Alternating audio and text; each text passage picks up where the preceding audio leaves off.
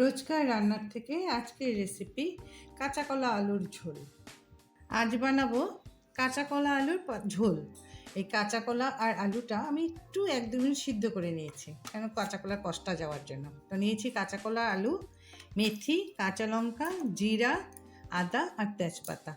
এই দিয়ে আমি আজ বানাবো কাঁচা কলা আলুর ঝোল। শুনতে কাঁচা কলা আলুর ঝোল, কিন্তু খুব ভালো লাগে খেতে। কড়াইটা গরম হয়ে গেছে, এখন আমি ঝোলটা করার জন্য, কাঁচা কলা আলুর ঝোলটা করার জন্য তেল দিয়ে দিলাম। এখানে তেল বেশি না, 1 থেকে 1.5 চামচের মতন তেল দিলাম। আর দিয়ে দিব মেথি কয়টা ফোড়নে দিয়ে দিব। আর দিয়ে দিব তেজপাতা এখানে একটু বেশি দিতে হয়, কারণ মশলা তো সেরকম পড়ে না। তো মেথিটা একটু ভাজা হোক আর তেজপাতাটা একটু ফোড়নে ভাজা হোক। এই যে মেথিটা একটু ভালো করে, মানে পুরা ভাজার মতন হয়েছে না, কারণ কি মেথিটা না ভালো করে ফুললে গন্ধ বেরোয় না। তো এখন আমি তাতে দিয়ে দিব কাঁচা কলা আর আলু সিদ্ধ করাটা।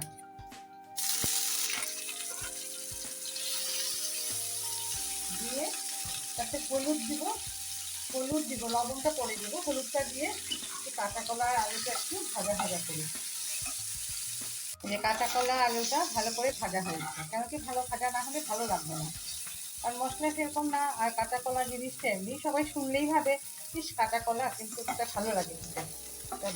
সেটা আলু আর কাঁচা কলাগুলি খুব ভালো করে ভাজা হয়েছে। এখন আমি তাতে দিয়ে দিব লবণ, যে যেমন লবণ খায় সেই আন্দাজে। আর এখানে আমি আধা চামচ জিরা আর 3টা কাঁচা লঙ্কা নিয়েছি, এটাকে পেস্ট করে দিলাম। পেস্ট করে দিয়ে একটু ভালো করে সাঁতলে নিই, যে আমার মশলাটা সাঁতলানো হয়ে গেছে, সবজির গায়ে গায়ে মশলা লেগে গেছে। তা এখন আমি তাতে দিয়ে দিব জল, যে মিক্সচার গ্রাইন্ডারের বাটিটাতে পেস্ট করেছিলাম ওই বাটির 1 বাটি জল দিলেই হবে, কারণ সবজি আমাদের সিদ্ধই আছে। তো ভালো করে মিডিয়াম আঁচে 2-3 মিনিট ঝোলটাকে ফুটতে দিই, তবেই আমাদের হয়ে যাবে কাঁচা কলা আলু ঝোল। এই যে আমি 4-5 মিনিট ঝোলটা মিডিয়াম আঁচে ফুটিয়ে নিয়েছি। আমার কাঁচা কলাও ভালো সুসিদ্ধ হয়েছে, আলুও সিদ্ধ হয়ে গেছে। এখন আমি গ্যাসটা অফ করে দিব। এই আমার কমপ্লিট কাঁচা কলা আলুর ঝোল। একটা গোটা কাঁচা লঙ্কা দিয়ে রাখলাম, যদি ঝাল লাগে কারো লিখে নেবে। আমি এখন গ্যাসটা অফ করে দিই।